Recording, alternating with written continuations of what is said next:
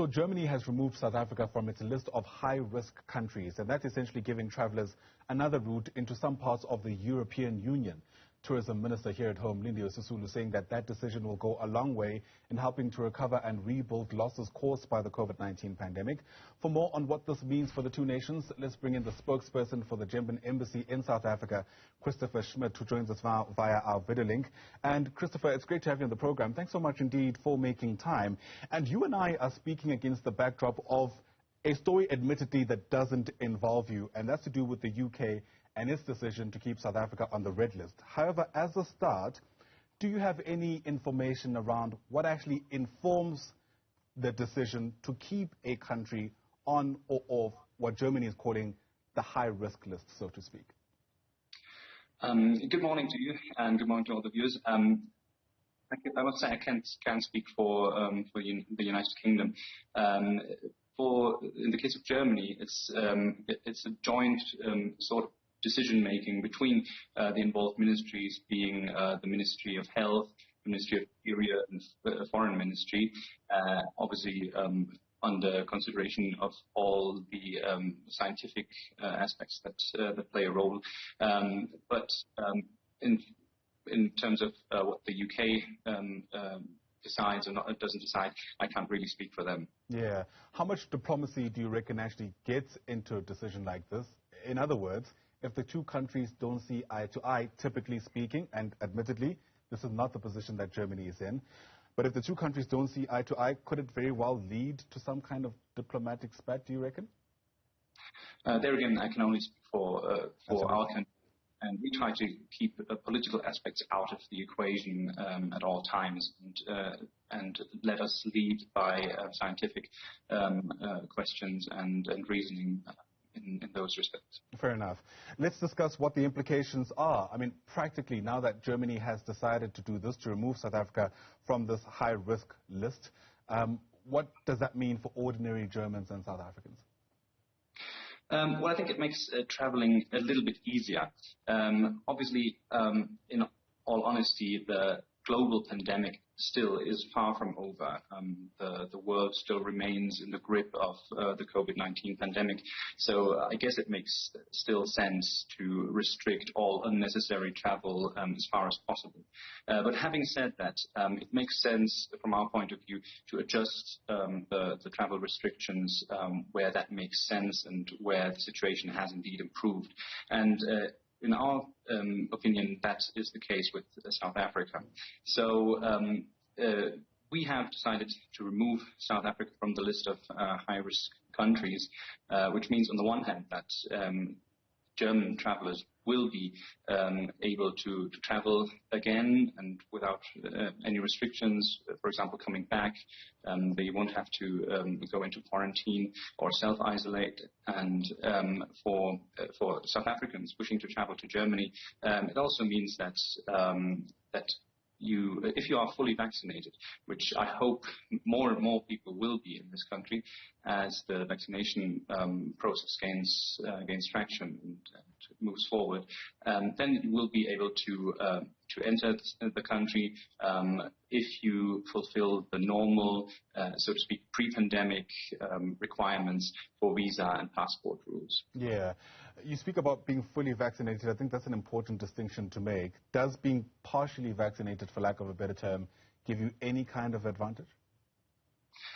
No, actually, we look at the status of full vaccination, right. And if you have that, and if you have the proper certificate from the South African authorities, that should be fine. But partially vaccinated people won't get any special treatment. Got you. A lot of people are able, in some respects, to get into Germany because they are in possession of a Schengen visa. To what extent would that enable them to essentially explore other aspects of the European Union, if you know what I mean? The Schengen Treaty means that if you get a Schengen visa from one member state, you, in principle, are allowed to travel to all the other Schengen countries.